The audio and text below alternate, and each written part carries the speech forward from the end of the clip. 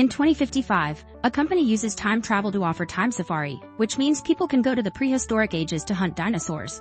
To avoid changing history, the company makes sure the clients stay on an artificial path so they won't step on anything. They only kill specific dinosaurs that were about to die of natural causes, and nobody is allowed to take anything back.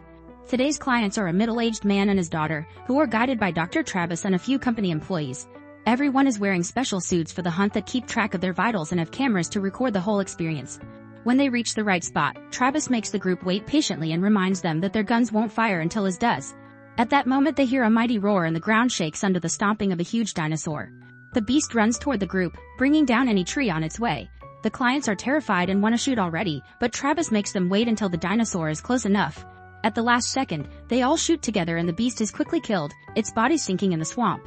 When they return to the present, the recording of this little adventure is played in an after-party hosted by the company CEO Charles.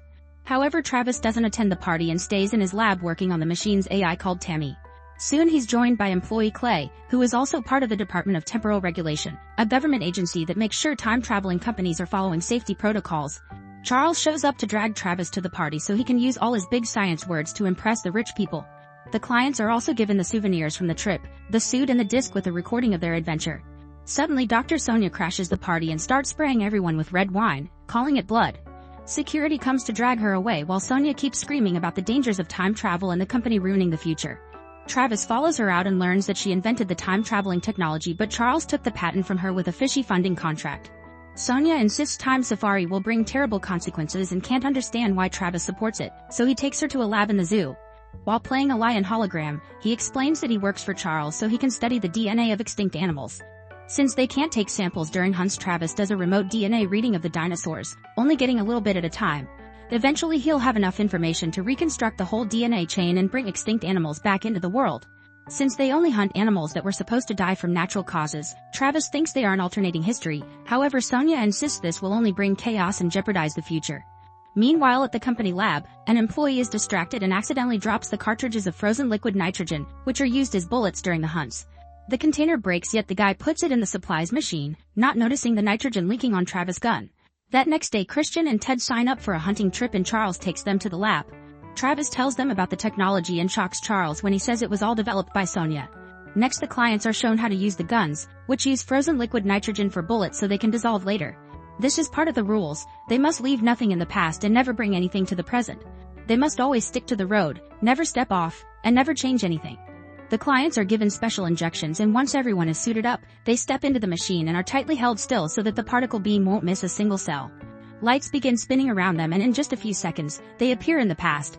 As they walk down the artificial road, Ted is startled by something in the bushes and tries to shoot it, but the gun isn't working yet. The animal is just a little butterfly that flies away. The employees scold him, reminding him that the guns are off because of people like him. When they make it to the right spot, the dinosaur quickly appears. However, Travis' gun fails to shoot, and without it the other guns don't activate. Marcus takes Travis' gun and starts working on fixing it, but he needs a moment. Travis takes out his flashlight and gets the dinosaur's attention. Then he starts running down the road to make the beast follow him while telling the others to hide. The clients run while the dinosaur tries to bite Travis, who falls out of reach at the last second. Jenny yells too and the dinosaur almost eats her. However, Travis uses his flashlight again to get it away from her. At that moment, Marcus finishes fixing the gun and throws it at Travis, who drops the flashlight and uses the gun to kill the dinosaur with just a couple of shots.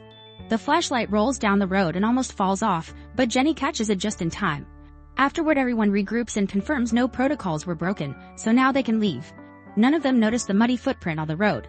Back in the present, the clients are furious and threaten to sue Charles, who starts manipulating them with pretty words. Instead of going through a scripted hunt, Ted and Christian survive an actually dangerous situation, which makes them cooler than every previous client. The duo calms down and accepts a drink. Outside, a strange wave of wind goes through the city, very briefly cutting off the power.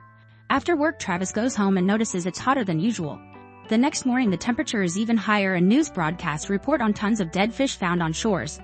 Scientists discovered the UV count is also quite high, and Travis notices his houseplant has suddenly bloomed. On his way to work, Travis finds a crowd gathered around a wall because they can't stop staring at a plant that broke through with mysterious strength.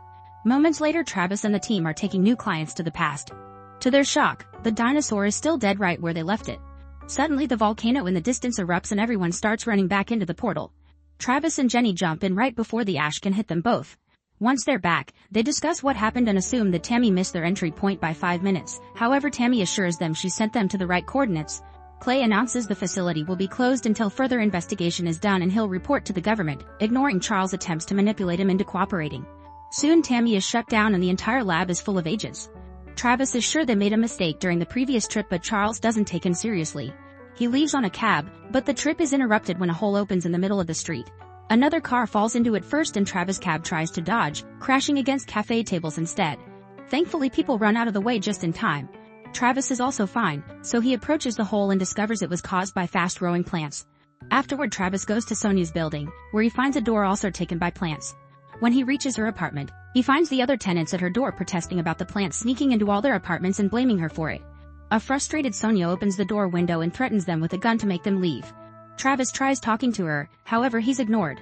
On his way out, he discovers the garden supply delivery service, so he takes Sonia's order and pretends to be a worker to be allowed inside.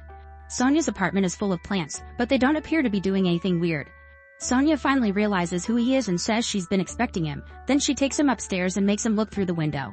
Travis is shocked to see some kind of transparent wave hitting the whole city, which throws him off back to the lower floor.